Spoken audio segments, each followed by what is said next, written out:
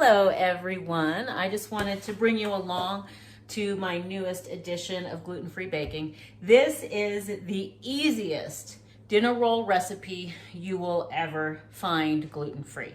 I have not found anything else like this. Generally, I can whip this up in the amount of time it takes for my oven to finish preheating. I use this for sloppy joes. I use this for regular turkey and cheese sandwiches. I use this for breakfast sandwiches. This is my go-to bread, gluten-free, easy bread recipe for rolls. Nothing else like it, okay? So it comes down to eggs, flour. Any gluten-free flour that you use will generally work. I will have tips on that in my next video, how I stretch the less expensive gluten-free flours to make them a little bit more affordable, more usable, and tastier, because there's just a couple key ingredients sometimes that you can add to the cheaper flours that usually don't give you the greatest result that make it amazing. Okay, 3 cups of gluten-free flour. I'm going to be adding, and this is, I'm a big family, so I only know how to do these as big. 1.5 teaspoons of salt, 4.5 teaspoons of baking powder, 3 eggs, and this is where the flexibility comes in. I have made this with just milk when I didn't have anything else. You can use non-dairy milks as well, but the key is either using some sour cream or some yogurt, plain yogurt. It can be plain regular yogurt, Greek yogurt, it doesn't matter. But I have found my best results are when I can add just a dollop of sour cream. Okay, and I use my mixer for this, so I'm gonna bring you guys all along. So I'm going to start, whoops, there we go. 3 cups of flour.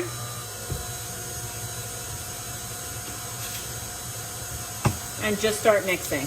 The real key is having some kind of sour cream. I've made it with yogurt and they're good, but they come out the best with the sour cream and when I whip the dough. And everybody that's cooked gluten-free knows gluten-free dough looks like a cake batter, but when it looks like a really creamy buttercream frosting cake batter, that's what makes it amazing. Okay, 1,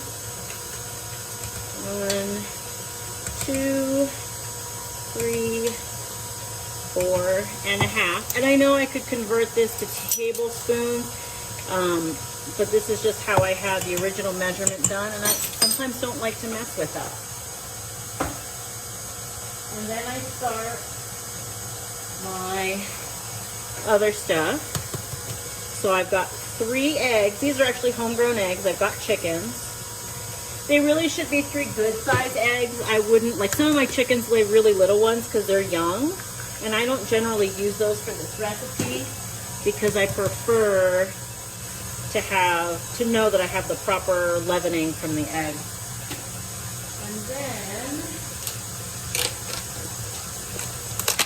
this is an eyeball, ladies. This is not an exact measurement kind of thing.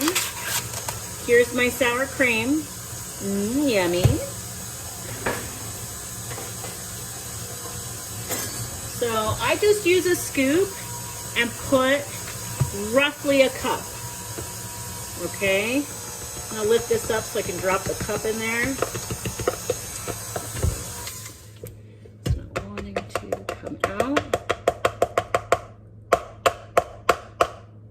Okay, and then, now keep in mind it looks kind of crumbly right now.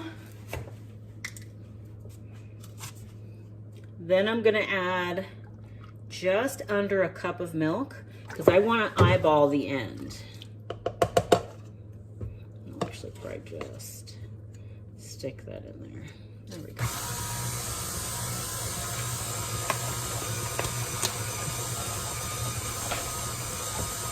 So you see how it's starting to incorporate?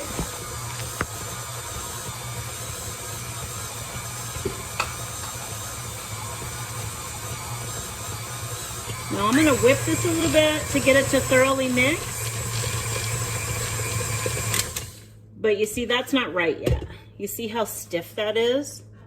Actually, there we go. You see how stiff that is? That's not right. So now is where I start adding in a little bit more milk. just like that, a splash. And I don't give exact measurements because, again, I think this turns into something where the humidity makes a big difference. If you live in a really humid climate, you might not need to add as much milk because it's just not as dry. Now I'm going to give that a minute.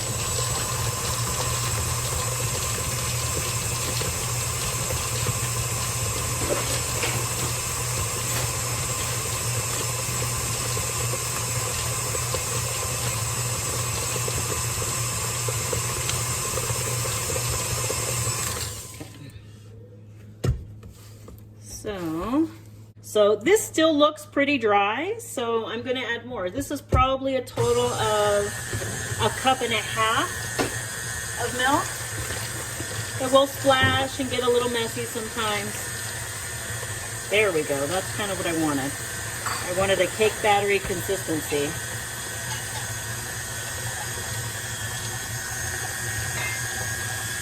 So you see how smooth that looks?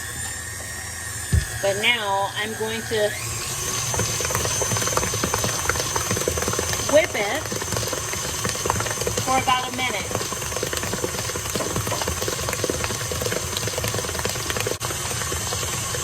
Okay, so look and see how smooth that looks. It's really smooth, really creamy. Okay, really creamy. It should be just about falling off. This, not too thin. If it's too thin, you won't get the round roll shape. Okay, so I'm going to set that aside, and then I take my bowl.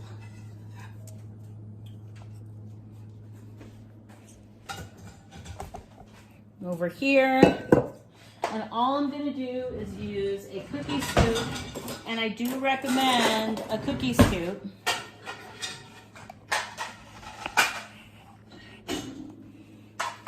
To do this.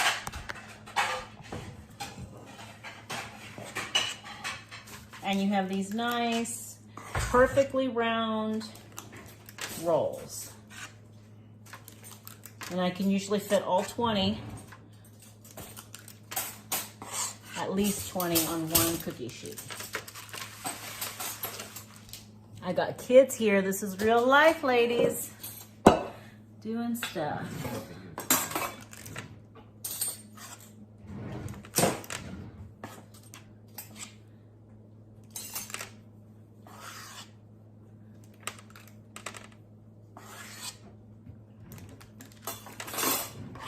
And like I said, I use these for sandwiches. I use these to just give them a snack with butter and jelly. Peanut butter and jelly sandwiches. Sliced bread is a little bit harder to make this easily because it generally has to rise with yeast. And I find lately that I just don't have the time to tinker with it. I just don't. So if anybody has a superb, easy sandwich bread recipe, I will try it and we will see how it comes out. But for our busy lifestyle and the way things are, these rolls take me I think I've timed it and gotten it down to 8 minutes. And that's about all the time I have. So, and I usually get the last little bit with a spatula. See how the consistency, it should look like really, almost like frosting, like cake frosting. Now I have tweaked their shape and made really big rolls because my husband likes, he likes sloppy joes and burgers and stuff. I have done these. See how nice, see how they hold their shape. If you make them too liquidy, they end up just turning into a flat. Okay, now we're gonna finish up those rolls. Let me lay out a towel to put them on. And that we can see that right there. Now, I did rotate them in the oven. I do that a lot. I tend to brown things really fast on the bottom rack, so I put them up high after, because the top rack tends to get real brown at the top, just to make sure they're even. Now, I can let these go these have been in here for about 20 minutes. I probably could do another another couple minutes, but they're yummier to toast if they're just barely done. So that way when I put them back in to warm them up to make toasted sandwiches, or maybe I toast them for the burger buns, they're not overly done and dry. If you overcook these, if they get really brown on top, eat them fast, they'll be yummy. But the next day they'll be kind of dry. So.